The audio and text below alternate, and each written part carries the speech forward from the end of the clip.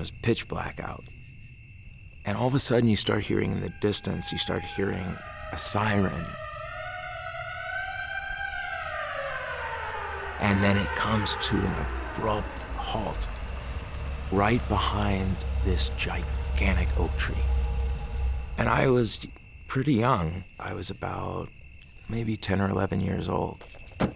And the cop gets out of his car and he asks the driver and his wife a few questions and then eventually get out of the car. And things progressed, and as they progressed, things became more and more tense, but tense in the life or death kind of tense. And you're hearing it, but you can't see it. And the power of hearing this man's feet running away, and the cop saying, "Stop or I'll shoot," and the wife screaming and crying, "Please, honey, please don't, just please stop running," and then bang, bang. That completely changed my life as a storyteller, because it is the most obvious show, don't tell moment. And what did I do on my first directorial assignment for a feature film? I had a very brutal, scary fight scene, and I covered it. How should I say this? It was ordinary, complimentary coverage, as ordinary as it gets. The night's over, I'm going home, and I'm going, I didn't learn a thing.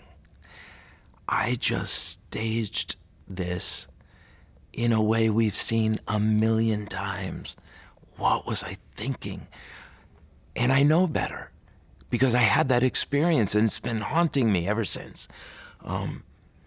So I would say that moment taught me how to tell a story with, it's the thing that opened up my world to telling stories without just cutting to the person who's speaking, cutting to the person who's listening. You know, it's completely different. It's how do we want to convey these moments to the audience? And hopefully they'll never forget it, never. Well, the initial desire to make film is the things that we've been talking about. You know, I love working with other people. I just love hearing ideas. I love brainstorming so that we can go to the ridiculous extreme and then we bring it back a little bit. Oh, that's just so much fun. And I love the wild freedom that comes with it, that is then molded into the strictest discipline. And juggling those two things as you're working is bliss for me.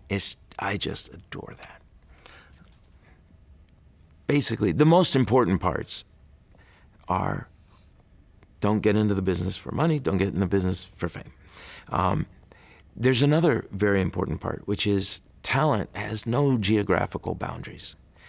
And a lot of students think that it does. They feel that if they go to IU, maybe they won't have, maybe their chances in LA or New York are much more difficult. I don't believe that's true. I do believe that there are different steps they'll have to take in order for there to be parity once they walk into a room to audition or to pitch or whatever. But I've seen brilliant talent in students at IU and at other universities. But IU is remarkable. And it's remarkable because these are students who are getting a full education. They're not coming here just to learn film. So they're going to be better storytellers because they're going to have an understanding of the world.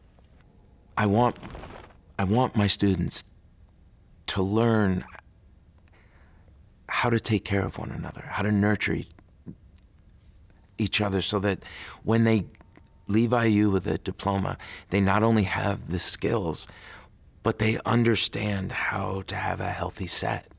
And I think that's incredibly important, because a healthy set also means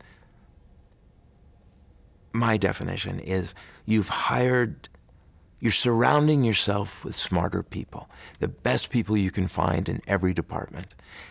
And you have an open mind and you listen. And that just breeds a very healthy environment. And so I think the arts are essential because to me, that's how we judge a civilization. We can look at a writer's work and we can understand what this person was going through at this point in history. Giving, the worst thing that teachers and parents can do to a young person is to shut them down when they have an idea. And it could be the craziest idea. Like, I want to build a roller coaster, and I want it to go through a tube that's made of plexiglass, and it goes from the top of a hotel, and it goes into the ocean, and through the ocean, and around all of the fishes and the sharks, and then comes back to the hotel. That was my son's idea. If you shut that down, it doesn't come back. I don't think it comes back. And I think that teachers of young people and parents tend to go, oh, stop that, or just dismiss it or whatever, rather than encouraging these cool ideas and having innovators of the future.